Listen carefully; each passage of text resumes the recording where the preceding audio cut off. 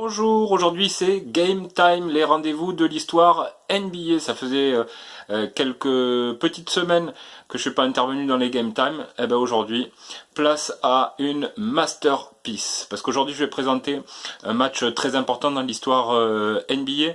Un match vraiment particulier. Il s'agit des Los Angeles Lakers contre les Portland Trail Blazers.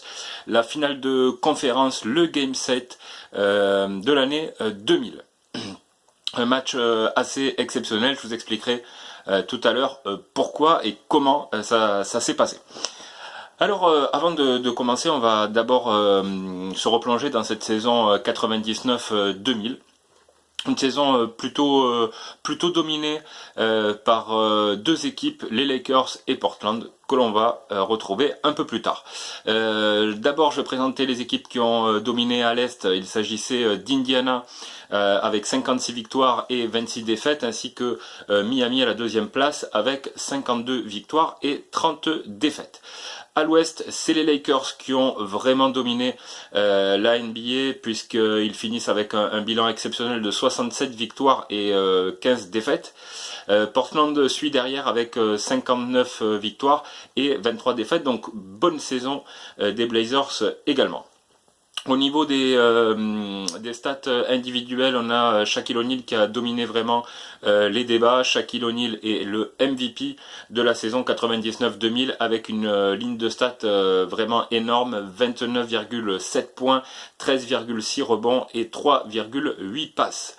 Le Rookie of the Year, ce sont deux Rookie of the Year, co-Rookie of the Year, et il s'agit de Steve Francis et de Elton Brand. Elton Brand a un peu plus de 20 points et 10 rebonds, et Steve Francis avec 18 points et 6,6 passes. Le meilleur rebondeur cette année-là, il s'agit de Dikembe Mutombo avec près de 14 prises, et le meilleur passeur, c'est Jason Kidd avec un peu plus de 10 passes. Donc voilà, cette saison a été vraiment dominée par les Lakers. On les attend très loin, mais jusqu'à présent, ils ont toujours buté parce qu'il y avait quand même un problème assez récurrent, c'est l'entente entre Kobe Bryant et Shaquille O'Neal. Shaquille O'Neal domine vraiment la NBA à ce niveau-là. Kobe est vraiment très jeune. Il fait des erreurs de jeunesse. Il pense être le meilleur joueur de la ligue. Il ne l'est pas encore. Et voilà, ça à chaque fois ça cafouille un petit peu. Ça joue pas terrible en play-off. C'est également l'arrivée de Phil Jackson qui va donner un nouvel élan pour les Lakers. Et puis on le voit de suite, les Lakers finissent avec un bilan vraiment énorme, 67 victoires et 15 défaites. Donc on arrive pendant les playoffs, on arrive pendant ces playoffs 2000, et je vais vous présenter d'abord le parcours des Lakers qui rencontrent Sacramento, qui avait fini 8e. Sacramento qui commençait vraiment à avoir une équipe intéressante avec Vlade Divac, Chris Webber, etc. Donc fallait se méfier un petit peu pour les Lakers, et c'est vraiment pas une promenade de santé puisque les Lakers ne gagnent la série que 3 victoires à 2.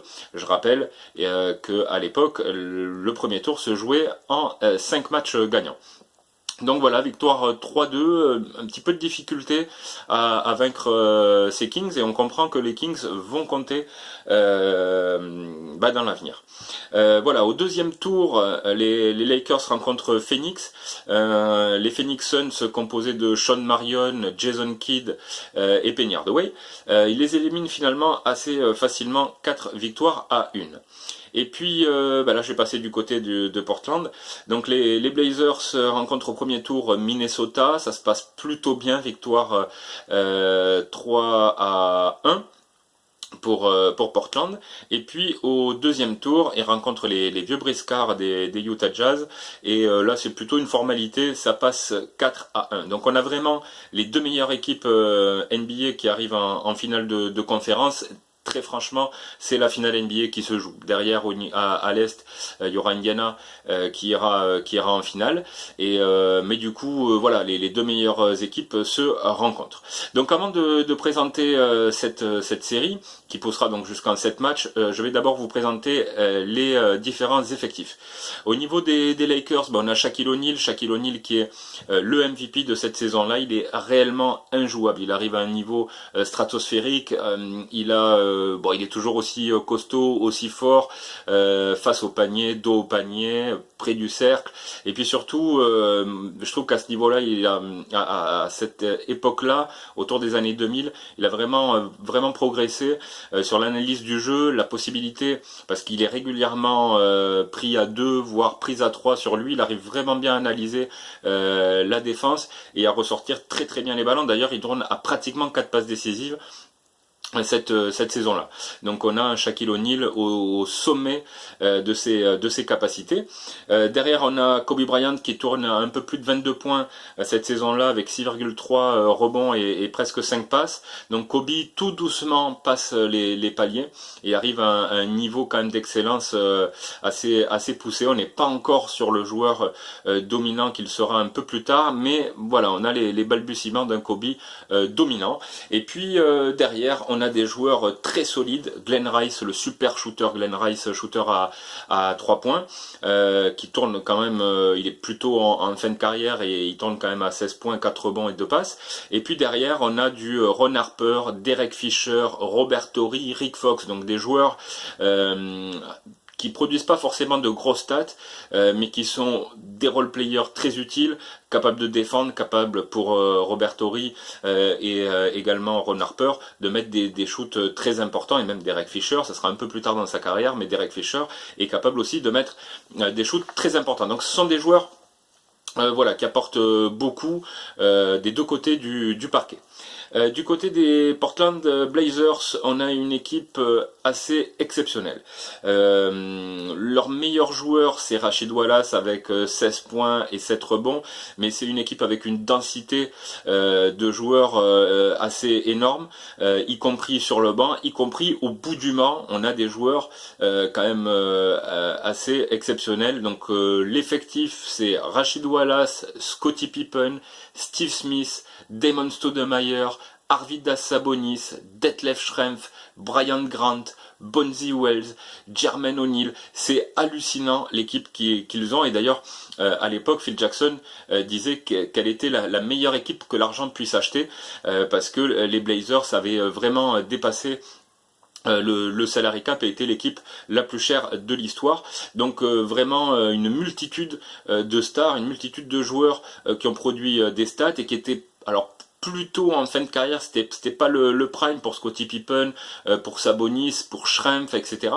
Mais voilà, des joueurs avec énormément d'expérience, du savoir-faire, et voilà, ils ont plutôt bien joué toute la saison avec 57 victoires, et on arrive cette fois sur cette série qui est très honnêtement la finale NBA.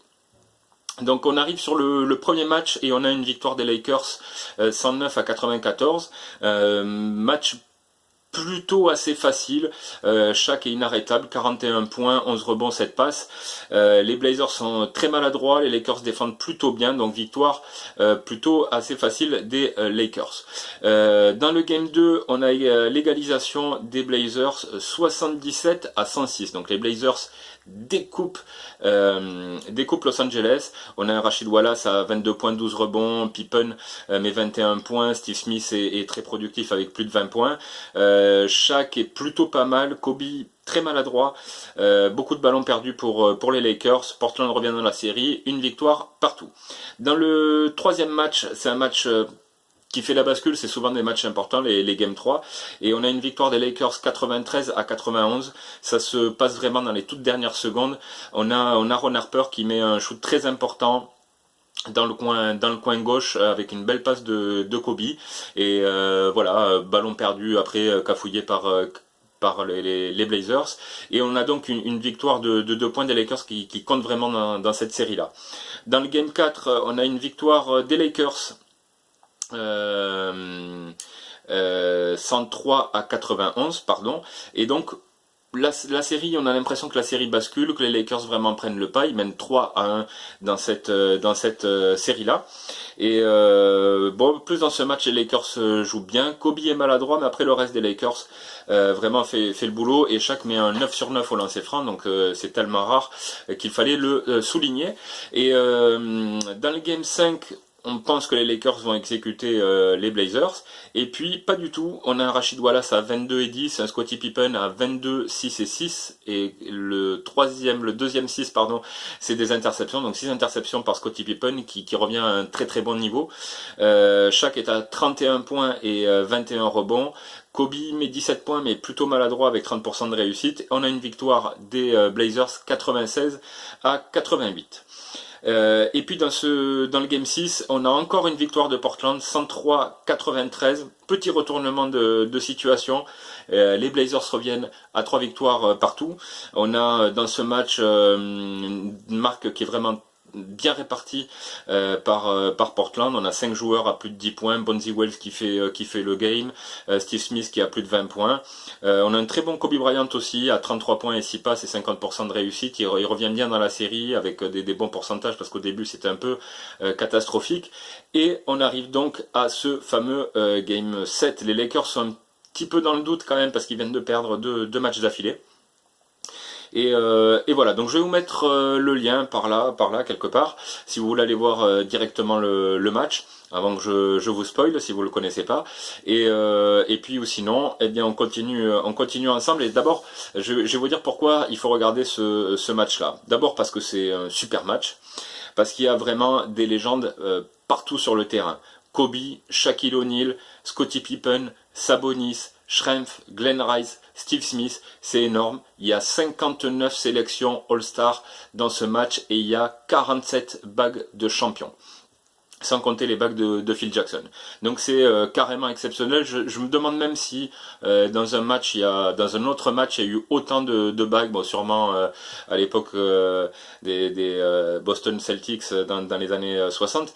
Mais voilà, c'est un match vraiment avec des légendes vraiment partout. Et ben donc on y va. Un récit de ce Game 7. Donc ça commence de manière assez physique, assez rapide. Les deux équipes se renvoient coup pour coup, mais très rapidement on voit que Portland développe un meilleur jeu, un jeu plus huilé. J'ai l'impression qu'ils sont plus concentrés, plus dans le match. La défense est bien mieux placée. Rashid Wallace d'entrée est très chaud, il marque son territoire et on voit que Shaq ne trouve pas ses marques. Il est bien défendu par Sabonis, mais surtout par tous les Blazers, plus que Sabonis seul, parce que finalement c'est pas du 1 contre 1. On a souvent des prises à 3 sur Shaq, qui pour le coup, ce que je disais tout à l'heure, qu'il arrivait bien à analyser le jeu, bah là du coup il est très bien bloqué par les Blazers, et du coup il perd beaucoup de ballons, il cafouille, c'est pas terrible pour Shaq. Et on a un Kobe Bryant qui fait le pompier de service, qui met à chaque fois des paniers importants qui permettent de recoller ou voilà, de pas avoir trop d'écart. Et finalement, à la mi-temps, on a les Blazers qui mènent de 3 points, 42 à 39. C'est vraiment moindre mal parce que les Lakers sont moyens, reviennent bien dans le deuxième quart-temps, mais malgré tout, Portland est au-dessus. Et alors dans le troisième quart-temps, les Blazers vraiment ils rentrent à bloc.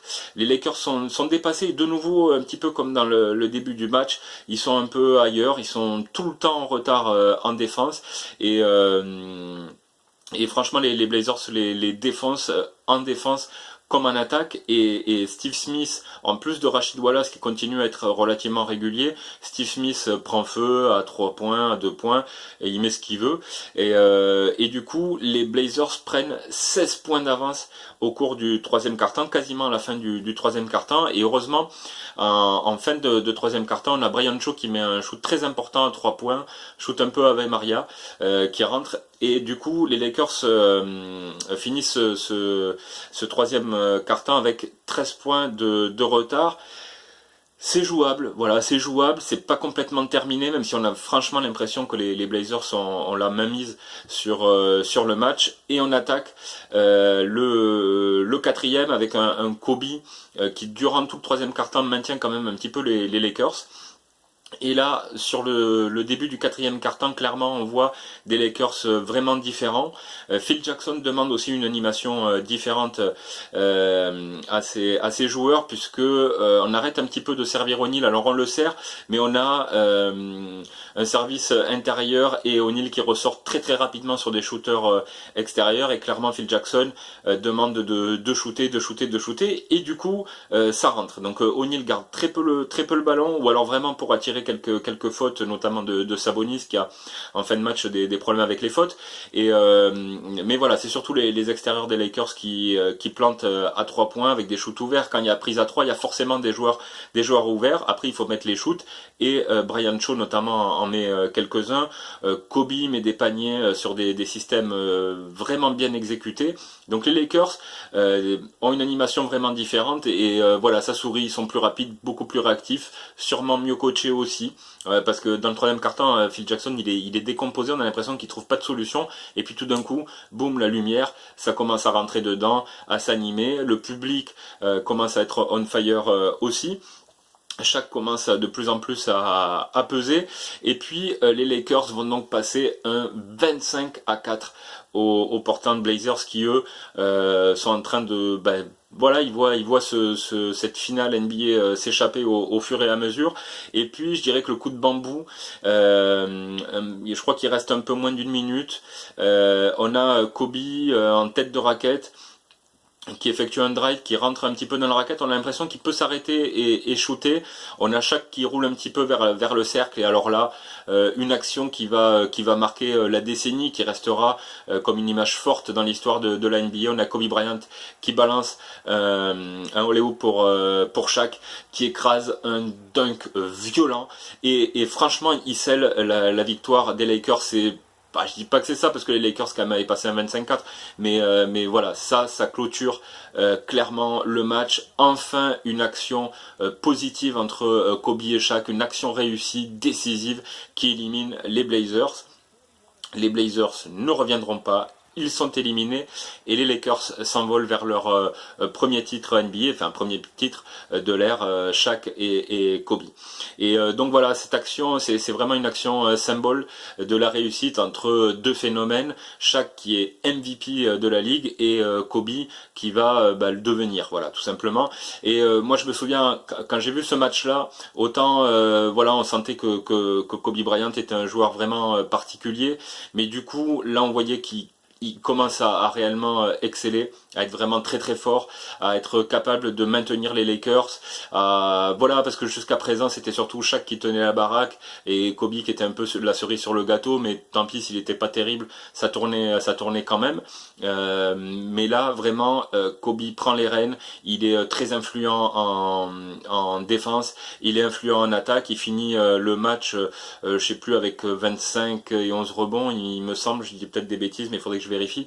Mais voilà, il fait vraiment un bon gros match Kobe. C'est pas un Kobe à 38 points, mais c'est un Kobe qui mène les Lakers vers une finale, et voilà, je trouve que ce match là il est important pour ça, parce que comme un petit peu j'avais fait un game time sur le titre en 91 de Chicago, du coup c'est un peu la même. On est en 2000, on bascule des années 90 vers les années 2000, et on passe d'une décennie dominée par les Bulls à une décennie qui va être pas forcément dominé par que les Lakers, mais bon, là on entame une mini dynastie de 3 ans avec des victoires des Lakers.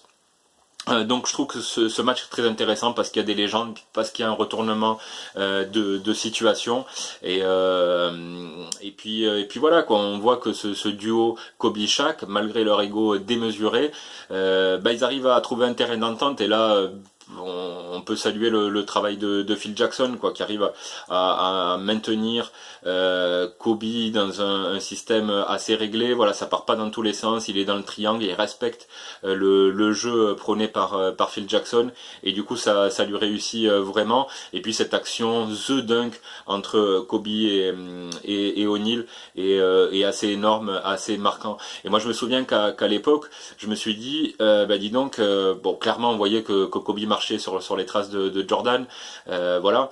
Et je me disais, Jordan il a attendu 7 ans pour arriver en finale à l'âge de 28 ans, et Kobe il l'atteint à l'âge de 22 ans ou 21 ans ou 22 ans après 4 saisons NBA. Le gars il est taillé pour prendre le relais de Michael Jordan, et en ça ce match est intéressant. Et au-delà de ça, voilà, c'est la domination des Lakers qui avaient quand même 1 ou 2 ans avant des équipes intéressantes. Ils n'arrivaient pas à passer ce cap. Phil Jackson arrive, Shaquille O'Neal est monstrueux, Kobe est en train de devenir monstrueux. Et voilà, ça y est, c'est parti à partir de ce match-là et des vieux briscards des Blazers. Les Lakers vont régner sur la NBA, et c'est un peu aussi la fin des Blazers qui avaient monté quand même une équipe assez impressionnante, mais voilà, un petit peu trop tard pour Scottie Pippen, pour Sabonis, etc. Les Lakers sont quand même trop forts, même s'ils les ont poussés au Game 7, les Lakers sont plus forts. Voilà, j'espère que je vous aurai donné envie de voir ce match. Si ça vous intéresse, évidemment, vous abonnez à la chaîne. Et puis, on se retrouve très bientôt pour un nouveau Game Time. À très bientôt, les amis!